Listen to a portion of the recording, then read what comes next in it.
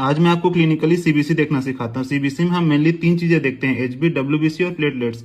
सबसे पहले आता है एचबी। एचबी का नॉर्मल रेंज होता है 12 से 14 के बीच में, जो मेल फीमेल में डिफर करता है। यदि एचबी कम है तो हम उसे एनीमिया बोलते हैं, एचबी ज्यादा है तो हम उसे पॉलीसाइथेमिया बोलते हैं।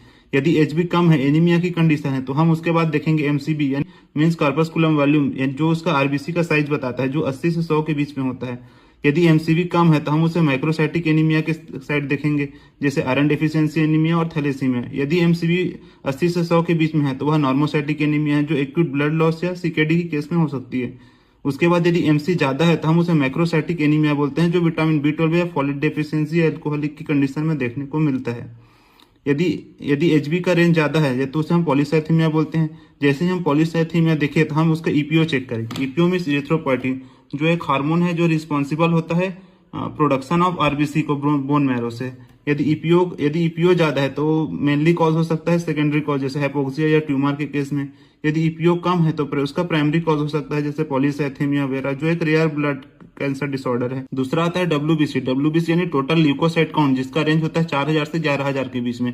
यदि डब्ल्यूबीसी काउंट बढ़ा हुआ है तो हम उसे ल्यूकोसाइटोसिस कहते हैं। डब्ल्यूबीसी कम है तो हम उसे ल्यूकोपेनिया कहते हैं। जैसे डब्ल्यूबीसी का रेंज ज्यादा हुआ, हम सबसे पहले डीएलसी देखेंगे। डीएलसी में पहला यदि न्यूट्रोफिल बढ़ा हुआ है तो वह मोस्ट प्रोबेबली बैक्टीरियल इन्फेक्शन होगा। यदि लिम्फोसाइट बढ़ा हुआ है तो वायरल इन्फेक्शन या टीबी का कंडीशन हो सकती है। यदि इओसिनोफिल बढ़ा हुआ है तो वह एलर्जी या पैरासाइट इन्फेक्शन हो सकता है। यदि बेसोफिल बढ़ा है तो ल्यूकेमिया, या मोनोसाइट बढ़ा है तो क्रोनिक इन्फेक्शन या रिकवरी फेज हो सकती है। यदि डब्ल्यूबीसी का रेंज कम है तो हम उसे ल्यूकोपेनिया कहते हैं, जो most probably viral infection, drugs की कंडीशन में, जैसे कीमो जिसे चलता है उन्हें, या बोन मैरो फेलियर की कंडीशन में हो सकती है। उसके बाद थर्ड हम प्लेटलेट काउंट देखेंगे। प्लेटलेट का नॉर्मल रेंज होता है 1.5 से 4.5 लाख। यदि प्लेटलेट का रेंज कम हो जाता है तो हम उसे थ्रोम्बोसाइटोपेनिया कहते हैं। यदि प्लेटलेट का रेंज बढ़ जाता है तो हम उसे थ्रोम्बोसाइटोसिस कहते हैं। थ्रोम्बोसाइटोपेनिया मेनली हम इसे डेंगू की कंडीशन में देखने को मिलते हैं, या आईपीटी या डीआईसी की केस में देख सकते हैं। लेकिन जब प्लेटलेट का काउंट 20,000 से कम हो जाता है तो ब्लीडिंग रिस्क बहुत ज्यादा बढ़ जाता है, यह एक डेंजरस कंडीशन होती है।